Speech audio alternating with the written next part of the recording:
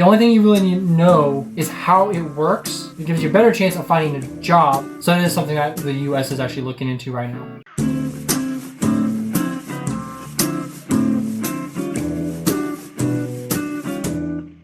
Hey everyone, welcome back.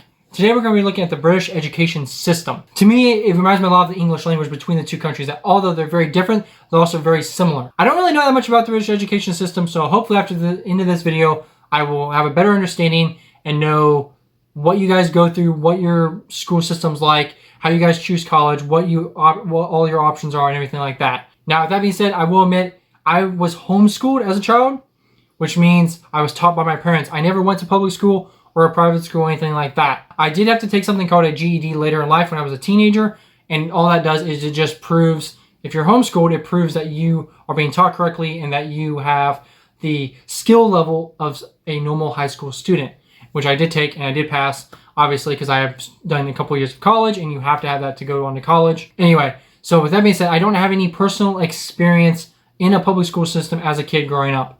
I had lots of friends that did it and went to school and they told me stories about it, but I don't actually have any personal experience. So I thought I would share that with you guys because I know that's probably not very common over in other countries, is being homeschooled, but I was. Anyway guys, before we get in the video, if you could please like, share, and subscribe. Let's see if we can get 500 likes on this video. Also, if you're new to the channel and you like to watch an American react to things outside of the US, then please consider subscribing. Also consider subscribing because once we hit 50K, I'm going to be buying a plane ticket for someone to come to the US. And with that, let's get right into this video and check out the British education system. So in the UK, in England specifically where we live, we have gone through the British educational system.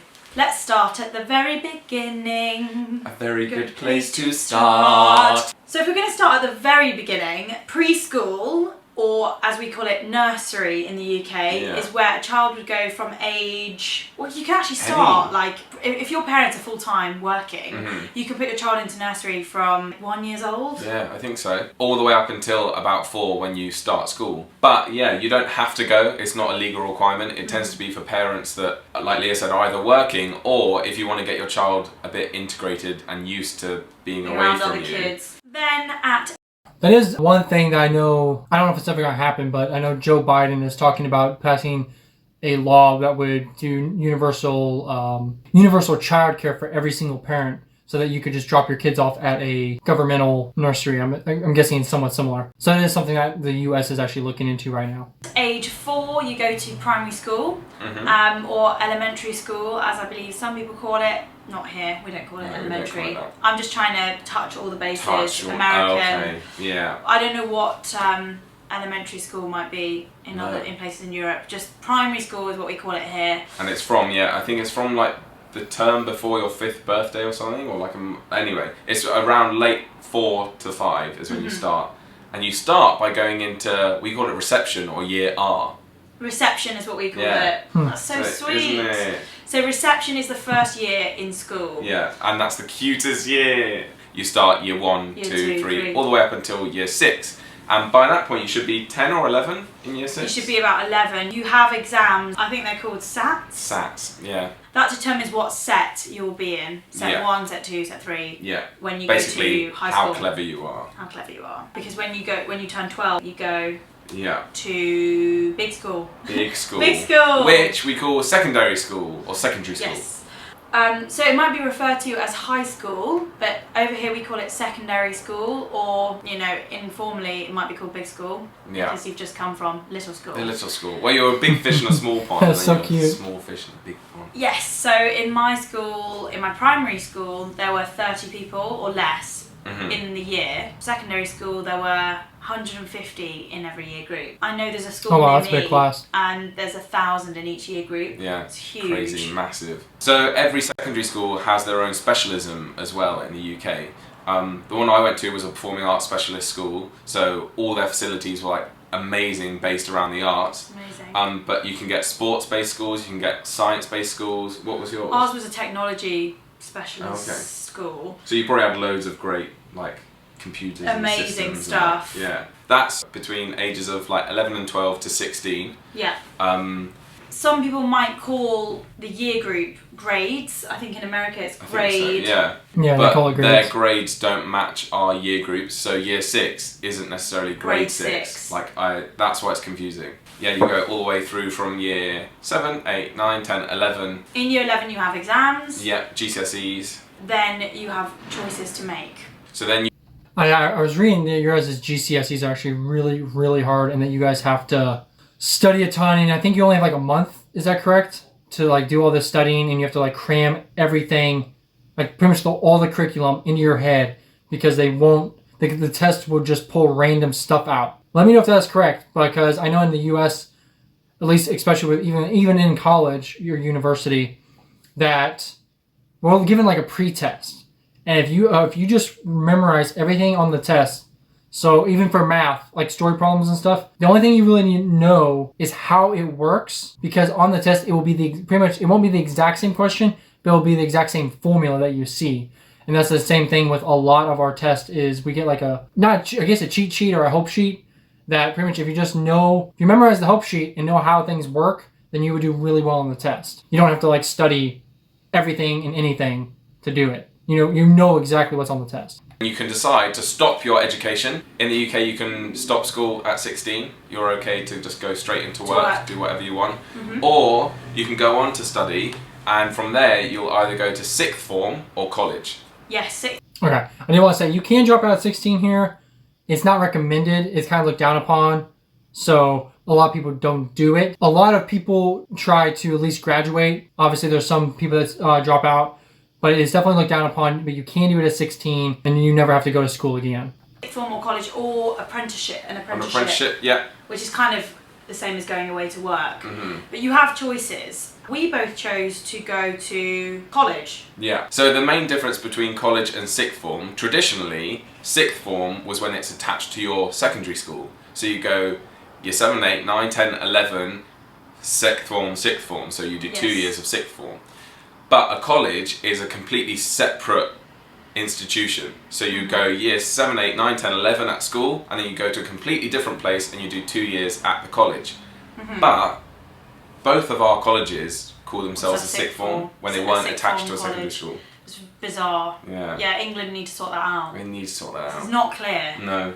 I prefer saying 6th form to college. Sixth form sounds a little bit more posh. The reason being is because at a college in England, you can choose to study things like hairdressing, plumbing, vocational studies, things that aren't academic might be offered at a college, whereas at 6th form it would just be A-levels, which are maths, English, science, languages. Yeah, I did. So it sounds like your guys' college would be what we consider like a tech school or a trade school, and those are usually 2-year degrees. So plumbing, HVAC, automotive, welding, all that stuff you would go to a trade school, and it's anywhere from 1 to 2 years, and then you get certified.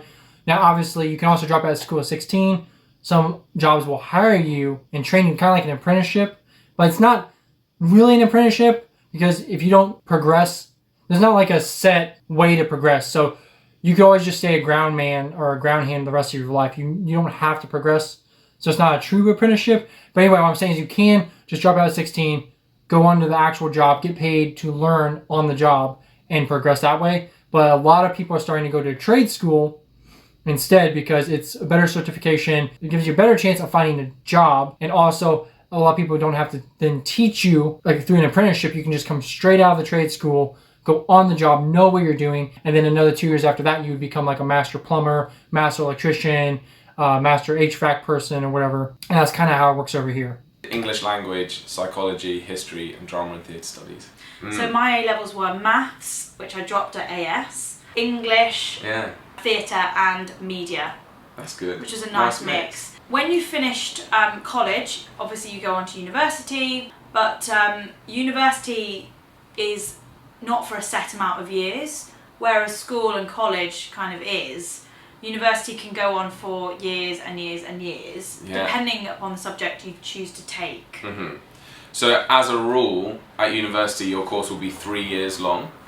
Also, you will pick your subject before you go, which I found this out from my old American flatmate, that in America you don't do that. You kind of just go to college, which is their version of university, and you sort of take loads of different modules. So you could do a module in art, and then you could do a module in science, and then you could do a module in this, and then you end up getting your path towards what you want to do. Whereas in the UK, you choose your subject, and then that's it. So after going to drama school, I chose to study English and linguistics at university, and that's what my degree was. But in the US, I think you can just choose loads of different little bits. Yeah, I'm actually not a big fan of that. I kind of like the idea that you can choose whatever you want, because a lot of times, even at 18, you don't really know what you want to do. So you can go, and with our system, you can go to university, college, and you can just be taking class after class after class. Now, they do have some prerequisites that they recommend that you take, regardless of what degree you're going in. But you can take as many classes, we call them classes. You can take as many classes as you want, and it will kind of slowly build up to a degree that you want.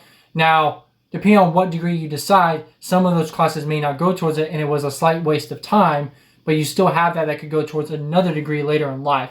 So it's not ever truly a complete waste of time, unless, if you're like 3 years in, you're almost done with college, completely flip what degree you want, and then you have to take a whole nother 3 years. But you can do that. That is an option. You can stay in college potentially your whole life if you want. I'd prefer it to be like that. Yeah. Then I might have gone. Yeah. It's very hard to pick one thing that you want to do for that amount of time. Yeah. And nothing interested me that much to want to go and do it. Yeah.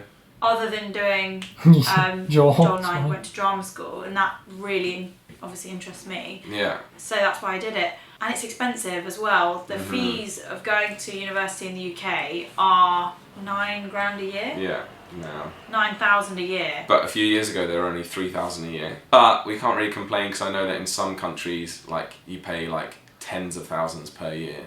Really? Yeah, and they don't have student loans either.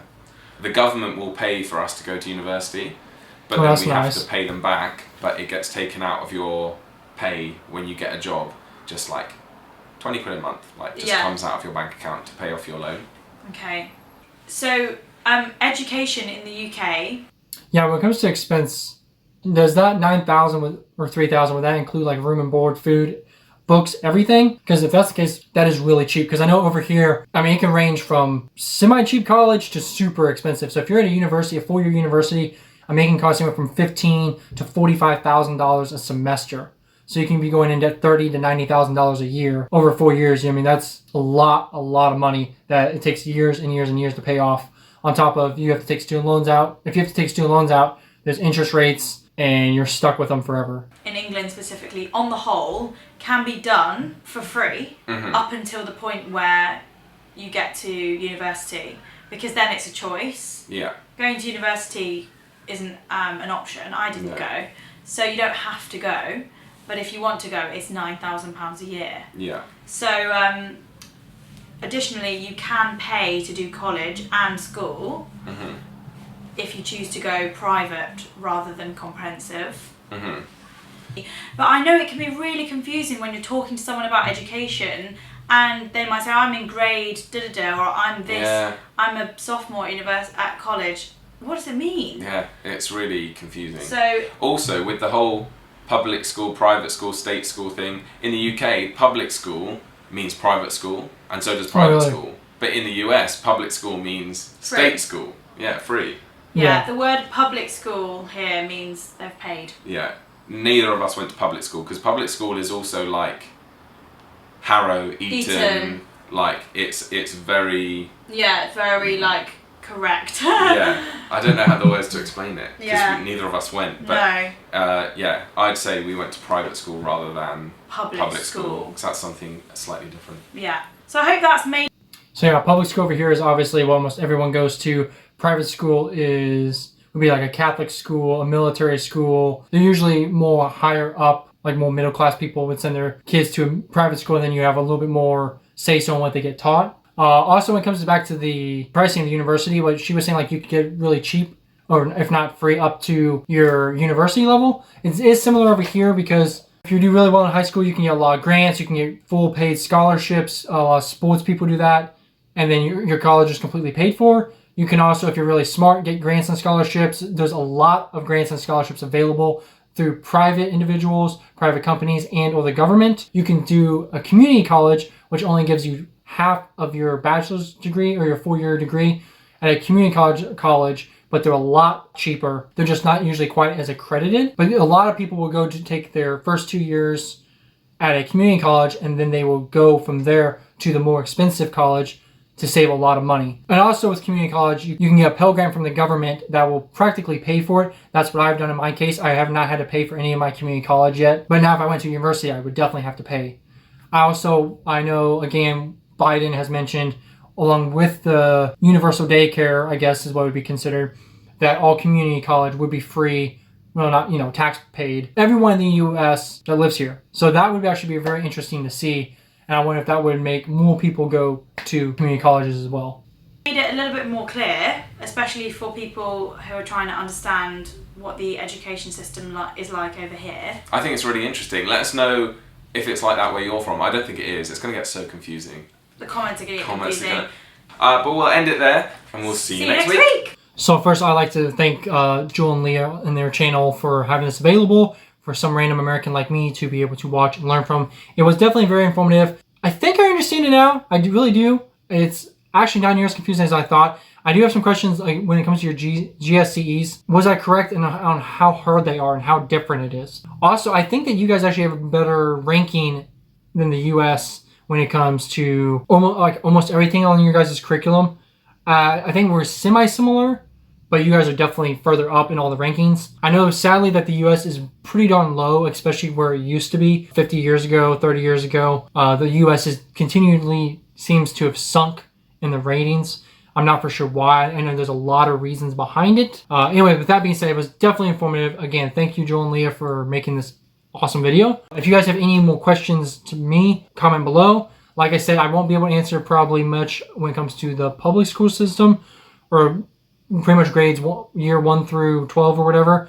But I do have experience with college and having the grants and the scholarships and stuff, because I have had to go through that. So if you guys have any questions about that, let me know below.